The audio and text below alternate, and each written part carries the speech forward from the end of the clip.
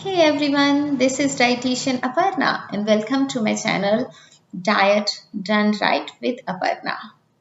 So let's start today's video by looking at some of these pictures. What do they all have in common? They all taste sweet without adding any calories to the food. So what could be better than that, right? You can enjoy your favorite food. You can enjoy your sweets without worrying about the gain in the weight, without worrying about the increase in blood glucose level. So that is a win-win situation, right? So what do they all contain? They all contain artificial sweeteners, the sweeteners that can make the food taste sweet but without adding any calories. So let's look at some of the background. So when we talk about something that is sweet, the sweetness of the food, it comes from where? It comes from the carbohydrates. Carbohydrates, when we eat them, they get broken down into what? Glucose. And glucose, when we are eating more than what our body needs, then what? It gets converted into fat. If we're eating more carbohydrates than what our body needs, then they get converted into fat. And that is what is related to weight gain, to obesity, to diabetes, to heart problem. So with the food industrialization, a lot of food products were introduced into the market that contain a lot of sugar or sugar kind of products in them, and that was making the people to gain a lot of weight. Obesity was coming in, diabetes was coming in, and to combat that problem, industry came up with the idea of having artificial sweeteners to replace the regular sugars with what? With artificial sweeteners, so that you can enjoy the food, enjoy the sweetness of the food without worrying about the weight gain, and without worrying about what? Without worrying about the diabetes or any of such issues. So what could be better? Ideally, these sweeteners, they should not make you gain weight. They should not affect your diabetes, right? So the main sweeteners that are the artificial sweeteners that are used for sweetening, what are those? Those are aspartame, there is sucralose, there is S-sulfame, potassium, and then there is stevia. There is xylitol. So some of these like stevia and xylitol, these are natural. These are more natural compared to the other one, compared to the aspartame or sucralose. These are more natural, but they also give the sweetness without adding any calories to the food. Unfortunately, the story does not end here. Even after taking care of the excess calories from sugar, still the rate of obesity and the rate of health related problems, it is higher than ever. So what is happening? There have been few papers that are relating the consumption of artificial sweeteners to higher incidence of type 2 diabetes, to metabolic syndrome and cardiovascular disease. Opposite is what we were expecting. We were expecting when we replace the sugar with artificial sweeteners, these problems should not happen. But these are, instead of using this sweetener, we are still seeing these problems. And there are papers that are reporting that intake of the artificial sweeteners is related to cardiovascular risk. It is related to weight gain. So consumption of artificial sweeteners has been related to weight gain and increase in waist circumference, which we also call as tummy fat gain, and also higher incidence of obesity. Based on these studies, it seems that artificial sweeteners may not be your friend if you are trying to lose weight or if you are trying to take care of your diabetes. And how does that happen? These sweeteners, they can actually confuse your body. So I'm going to put it in a very, very, very simple layman words kind of. So when we are eating something that has a sweet taste to it, we eat it, it triggers our brain that some kind of sugar is coming. So what happens when we get that message that some kind of sugar is coming? So what is the response of the body? The body secretes insulin.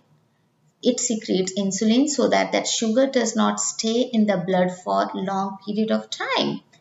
But when the insulin is secreted, it gets confused. It gets confused that there is nothing sweet coming in, but the insulin keeps on secreting. And there have been papers that show that intake of the artificial sweeteners increase the secretion of insulin. So the insulin is coming into the blood, but there is nothing to work on it. So this increase in insulin is related to what? Obesity. And that is one of the reasons that the people who have diabetes, and when they get onto the insulin, then that can make people gain weight, and that happens all the time. Diabetes is related to weight gain because of the poor control of the insulin. So that is how the intake of the artificial sweetener confuses the body, confuses the brain, and with the incoming of the insulin, that can make people gain weight. What else can artificial sweeteners do? There have been many studies that do show that artificial sweeteners, when we eat them, they affect the gut microbiome. So what do I mean by gut microbiome?